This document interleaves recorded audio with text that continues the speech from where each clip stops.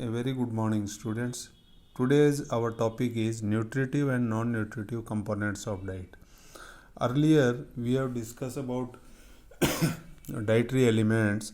Those were divided into two groups, that is macronutrient and micronutrient. Those were needed in more quantity, they were coming under macronutrient, and those were needed in less quantity, they were coming under micronutrient.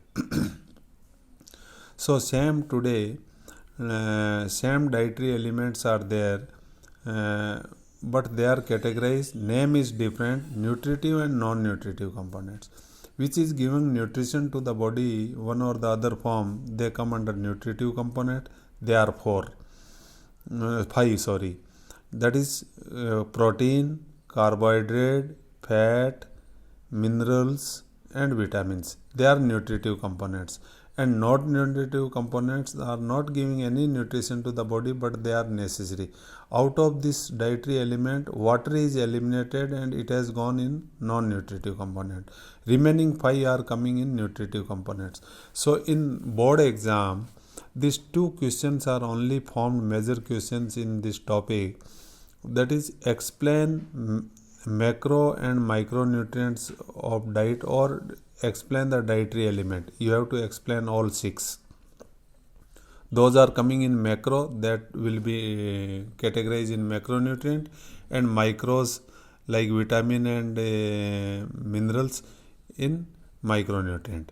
And now if question comes, explain the nutritive components of diet, then you have to explain all five except water. Five, what are those? Protein, carbohydrate, fat, minerals, and vitamins.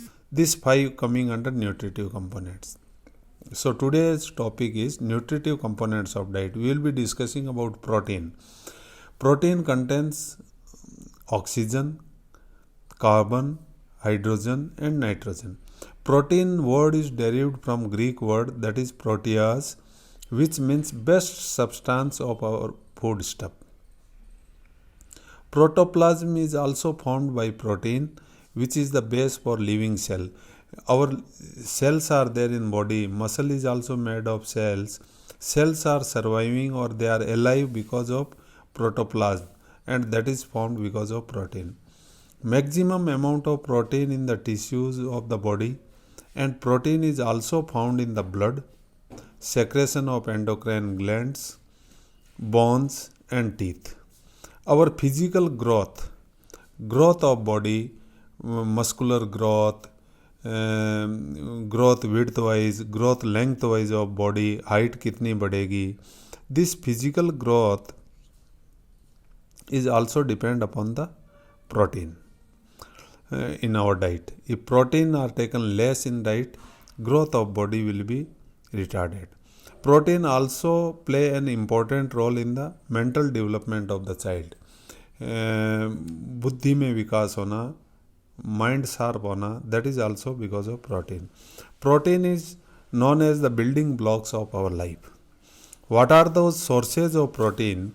We can categorize the sources in two categories, that is animal sources and vegetable sources.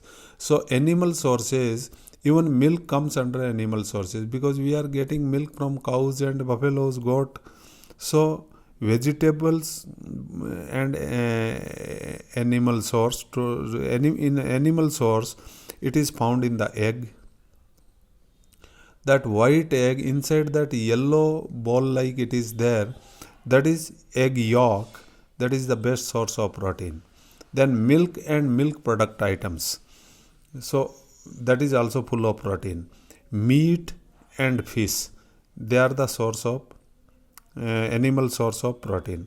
And in vegetable sources, we can take pulses, हर प्रकार की दालें खाओ, beans, soybean, mustard, green peas, nuts, groundnuts, dry fruits, and food grains.